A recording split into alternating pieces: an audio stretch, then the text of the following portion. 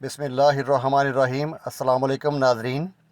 Seasonal पौधों की बात की जाए और सीज़नल पौधा भी ऐसा जो पूरी गर्मियाँ भर कर फ्लावरिंग करता हो, बहुत ही ज़्यादा फ्लावरिंग करता हो।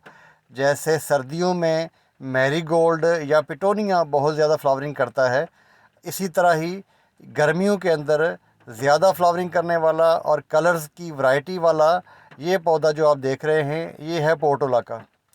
जैसे हम एक गुल दोपहर देखते हैं, देसी एक फूल होता है गुल दोपहरी या गुल दोपहर कहते हैं। उसकी फ्लावरिंग होती है गर्मियों में ही होती है फ्लावरिंग, और खुदरो पौधा है वो। सर्दियों में वो डेड हो जाता है तकरीबन, और गर्मियों में दोबारा फ्लावरिंग करने लगता है। लेकिन उसकी फ्लावरिंग जो है वो होती है कोई 9 बजे से लेके 12-1 बजे तक। बट ये जो होता है ड्वार्फ कह लें पौधा, और पोर्टोला का इसको कहते हैं।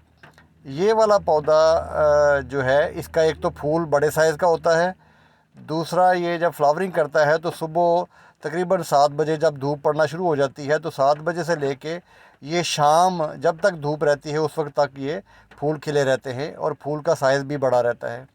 तो दोस्तों, आज इसी पौधे के बारे में चंद ज़रूरी बातें जान लेते हैं, ताकि ये पौधा पूरी गर्मियाँ बहुत ही ज़्यादा फ्लावरिंग कर सके। इसकी ग्रोइंग की बात कर ली जाए कि ये ग्रो कैसे कैसे होता है, तो ये वाला जो ड्वार्फ वैरायटी है, ये ज़्यादातर कह लें कि 95% बीज से ही ग्रो किया जाता है। जो ही स्प्रिंग सीज़न शुरू होता है, मिड फेब क्रॉस हो जाती है या फेब ख़त्म होने के बाद मार्च स्टार्ट हो जाता है, तो उस वक्त इसके बीज जो हैं वो लगा दिए जाते हैं, और अप्रैल यानी 1 माह के अंदर ही ये फ्लावरिंग करना शुरू कर देता है। अप्रैल में फ्लावरिंग करना शुरू कर देता है ये, और अप्रैल स्टार्ट से ही ये नर्सरीज़ के ऊपर जो इसकी पनीरी है वो सेल्स के लिए दस्तयाब होती है। इसकी पनीरी आप ले आएँ, 1 गमला ले आएँ, 2 गमले ले आएँ, आपने जितने भी गमले लेके आने हैं। इसमें मिक्स वाले गमले भी मिलते हैं और सेपरेट कलर्स के मिलते हैं। जैसे ये पूरा एक रेड कलर का है, चंद एक फूल जो हैं इसमें दूसरे हैं येलो कलर के, वो भी मैंने एक येलो का लेके आया था और एक मैं रेड का लेके आया था, तो थोड़े से मैंने मिक्स किए। तो आपके पास अगर जगह थोड़ी है तो आप एक गमला छोटे वाला पनीरी का मिक्स कलर्स का ले आएँ। अगर आपके पास जगह ज़्यादा है तो फिर तो ज़रा आपने सेपरेट ही लेने चाहिए। सेपरेट गमले के अंदर लगे हों तो ज़्यादा अच्छे लगते हैं। तो वो जो पनीरी है, एक गमला आपको 100 रुपये से लेके 200 रुपये तक मिल जाता है नर्सरीज़ के ऊपर, और वो पनीरी आप ला के उससे बड़े गमले, कोई 4 गमले आप एक गमले से तैयार कर सकते हैं। और इसमें जो देसी वाली वैरायटी है, वो अगर आपके पास कहीं लगी हुई है तो वो रहने दें पूरी सर्दियां, वो गमले के अंदर उसकी जड़ें जो हैं वो पड़ी रहेंगी। जो ही बहार शुरू होगी तो वो पत्ते निकालना शुरू कर देंगे, और अप्रैल के अंदर फ्लावरिंग करना शुरू कर देता है। अगर किसी पौधे की कटिंग कहा जाए कि वो 100% सक्सेसफुली ग्रो हो जाती है, तो वो ये वाला पौधा है जो देसी वैरायटी होती है इसकी, पोर्टोला की, जिसको गुल दोपहर कहते हैं। और ये पोर्टोला का जो है, ये ड्वार्फ वैरायटी, ये भी कटिंग से ग्रो हो जाती है, लेकिन कटिंग से जो ग्रो किया जाता है पौधा, उसके फ्लावर बड़े साइज़ के नहीं होते, और उसकी जो ग्रोथ है वो भी उस तरह नहीं होती जो बीज से लगाए होते हैं।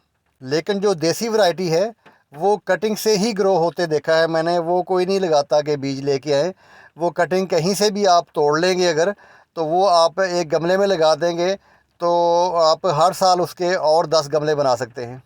चलिए अब आते हैं इस पोर्टोला के ऊपर जो ड्वार्फ वैरायटी है। इसकी ग्रो की तो बात हो गई। अब इसकी वाटरिंग जो है वो आपने इसकी मिट्टी को हर वक्त मॉइस्ट रखना है, चाहे दिन में 2 मरतबा पानी देना पड़े, क्योंकि गर्मी होती है। फुल धूप में रखा होता है इसको, और धूप में ही इसके पौधे फ्लावर खिलते हैं। एक तो इसको रखना है आपने फुल धूप में, ठीक है, और दूसरा इसको पानी 2 टाइम देना है, सुबह भी दे शाम भी दे, ताकि ये ड्राई ना हो। ड्राई होंगे तो फिर फ्लावर्स उतने ज़्यादा नहीं आएंगे, इसकी ग्रोथ नहीं होगी। तो इसकी मिट्टी को आपने मॉइस्ट रखना है।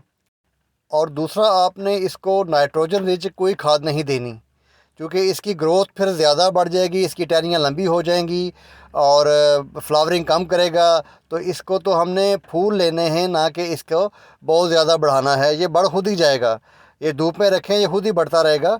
हाँ, इसकी फ्लावरिंग ज़्यादा लेनी है। फ्लावरिंग भी काफ़ी देता रहता है अगर आप कोई भी फर्टिलाइज़र यूज़ ना करें।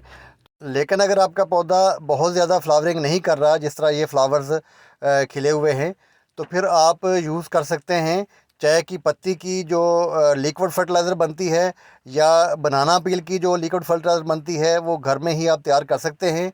वो अगर आपको नहीं पता तो मेरी वीडियोस मौजूद हैं, मैं उसका लिंक अटैच कर देता हूँ, आप वो देख सकते हैं। इन डिटेल वीडियोस हैं, वो आप बना लें।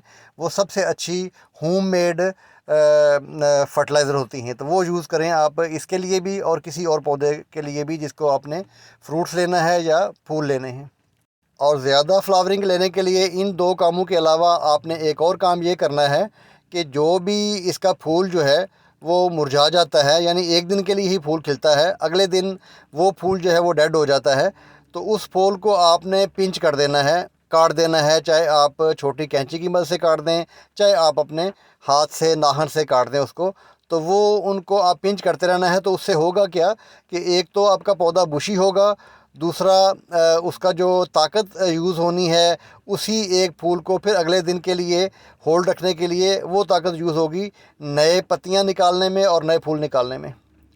और इसको आपने जब सीडलिंग लगानी है तो आप शैलो पार्ट का इंतखाब करें, यानी जो पार्ट आपका गहरा कम है और चौड़ा ज़्यादा है। क्योंकि ये पौधा काफ़ी फैल जाता है, इसकी जड़ें बहुत ज़्यादा नीचे नहीं जाती, इसकी साइड से ही फैलती हैं जड़ें और नई जड़ें निकालता है और फैलता है। तो शैलो पार्ट में लगाएं इसको, तो ज़्यादा फ्लावरिंग होगी और फैलेगा ये पौधा। और इसके साथ ही इजाज़त चाहूँगा, मिलते हैं फिर किसी नई वीडियो में। अल्लाह हाफ़िज़।